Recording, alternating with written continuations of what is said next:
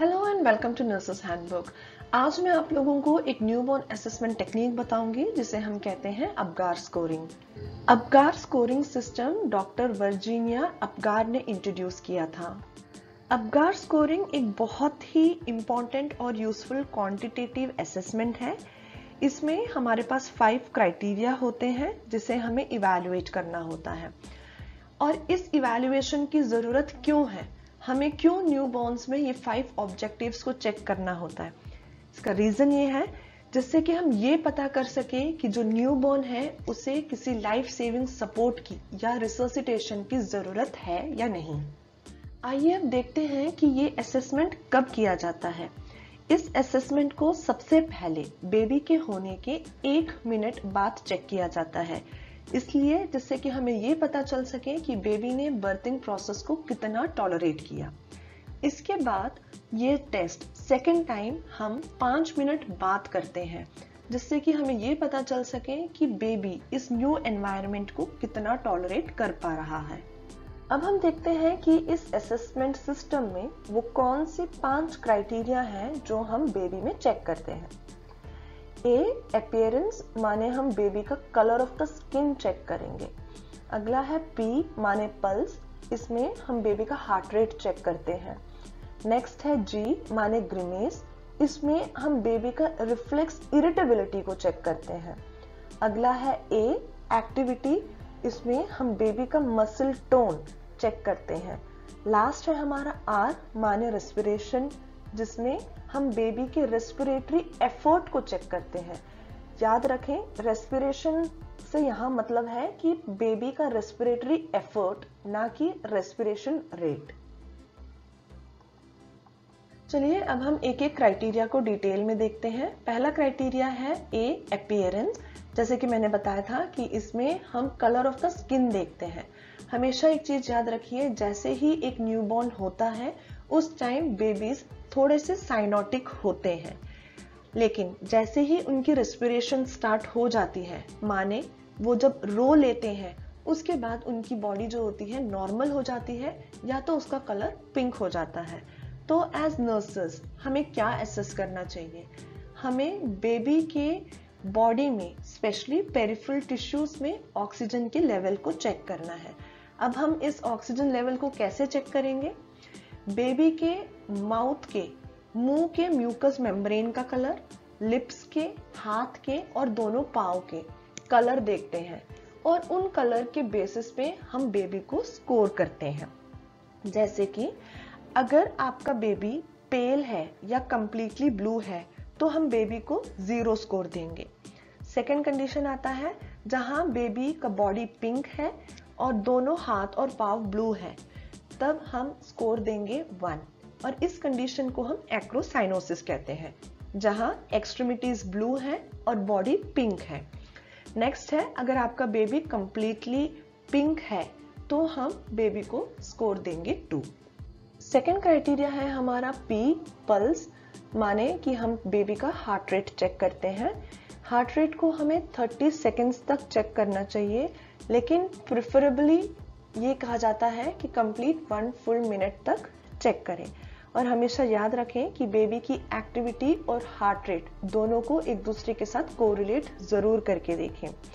जैसे ही न्यूबॉर्न होता है उस टाइम पे बेबी का heart rate 150 to 180 beats per minute के रेंज में रहता है, लेकिन थोड़ी ही देर बाद जब आप इस न्यूबॉर्न बेबी का हार्ट रेट चेक करेंगे वो आपको 120 टू 150 बीट्स पर मिनट के बीच मिलेगा।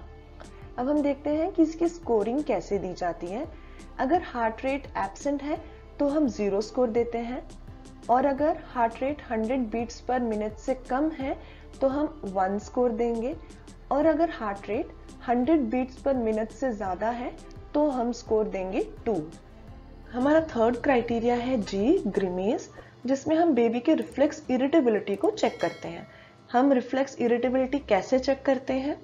पहला तरीका है कि हम एक कैथेटर बेबी के नोज में डालें, उससे हम ये चेक कर सकते हैं।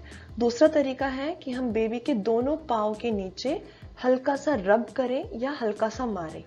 अब हम देखते हैं कि इसकी स्कोरिंग कैसे दी जाती है। कैथेटर पास करने पर अगर बेबी कोई भी रिस्पॉन्स नहीं देता तो हम बेबी को 0 स्कोर देंगे। अगर वो हल्का क्राई करता है या फेस पे इरिटेशन दिखती है तो हम बेबी को 1 स्कोर देंगे। अगर बेबी अच्छे से रोता है और उस कैथेटर को हटाने की कोशिश करता है तो हम उस बेबी को 2 स्कोर देंगे। हमारा 4th क्राइटेरिया है ए एक्टिविटी, जिसमें हम मसल टोन चेक करते हैं। मसल टोन से मतलब है कि बेबी की डिग्री ऑफ एक्टिविटी को इसमें चेक किया जाता है।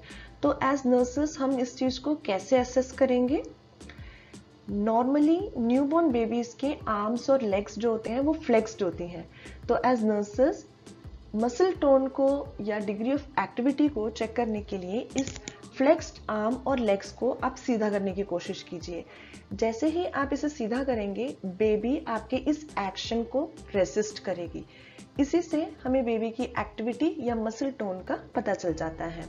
अब देखते हैं कि इसकी स्कोरिंग कैसे दी जाती है। अगर बेबी कोई मूवमेंट नहीं देता तो हम उसको 0 स्कोर देते हैं। अगर बेबी थोड़ा सा रेजिस्टेंस देता है या थोड़ी सी मूवमेंट करता है तो हम उसको 1 स्कोर देते हैं।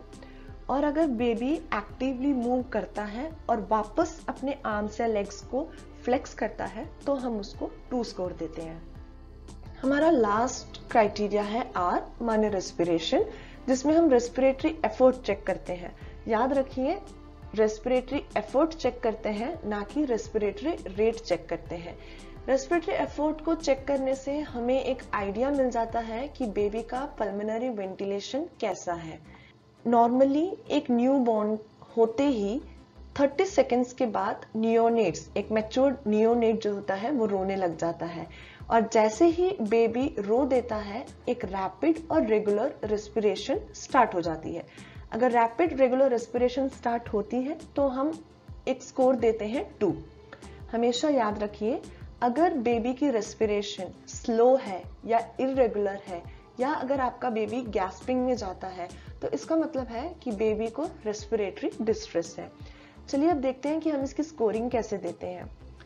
अगर आपका बेबी ब्रीदिंग नहीं करता या कोई रेस्पिरेटरी एफर्ट नहीं है तो हम स्कोर देते हैं 0। अगर बेबी की क्राई स्लो है, वीक है और ब्रीदिंग इरेगुलर है तो हम बेबी को स्कोर देते हैं 1। लेकिन अगर आपका बेबी स्ट्रांगली क्राई कर देता है तो रैपिड रेगुलर रेस्पिरेशन स्टार्ट हो जाती है और उसे हम स्कोर देते हैं 2।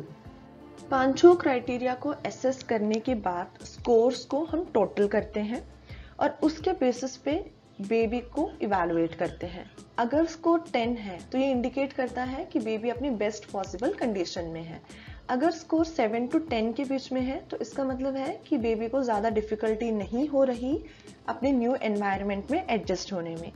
अगर स्कोर 4 to 6 के बीच में है तो इसका मतलब है कि बेबी को मॉडरेट डिफिकल्टी है अपने न्यू एनवायरनमेंट में एडजस्ट होने में।